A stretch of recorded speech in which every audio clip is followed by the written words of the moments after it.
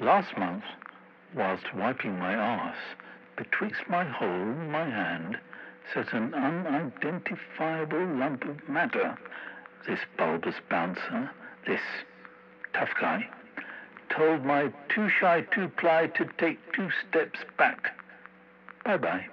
It's 1 in, 1 out, he said with a stone-cold stare. But, I just saw someone leave, the sheet replied, white as a ghost.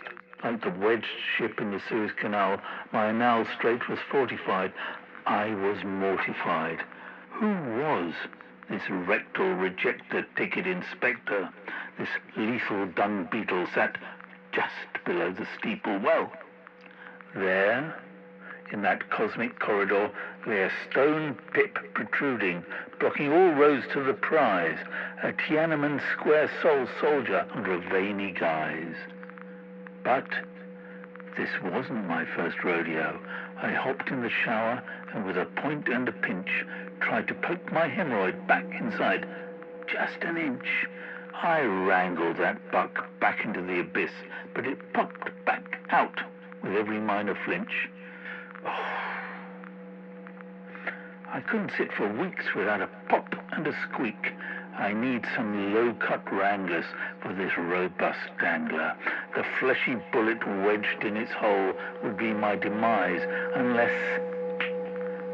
Anusol, a hermetic cream for the hermetic seam.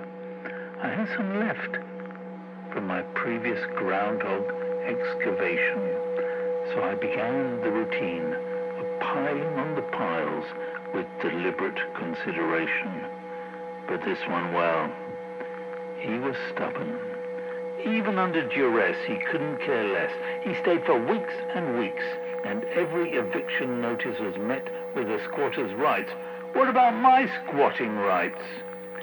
Even my farts were affected, like whistling with a plum in the mouth. The muted jingle-jangle of the dingle-berry dangle. I wasn't winning any trophy of atrophy.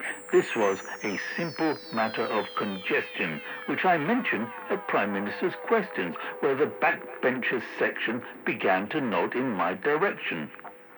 I became an ultra-low emission zone. I moped around, straddling the streets with a cork up the arse, but with none of the usual accompanied pleasures. I was costive and feeling not so positive. And then I felt the bad news. 1 became 2, and 2 became 3.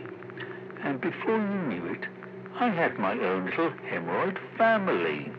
A cluster of oyster pearls sat under my cloister of ulcer swells. And oh, bloody hell, it's a girl. I guess they can stay for a while. These hammy meteorites need a meaty hammer, all right. But who was I to unhome a young trio of swollen stalagmites? I'll let them lurk in the shadows like hemoglobin goblins, obnoxious gnocchi and million-pound mounds. Just please, oh please, let me sit down.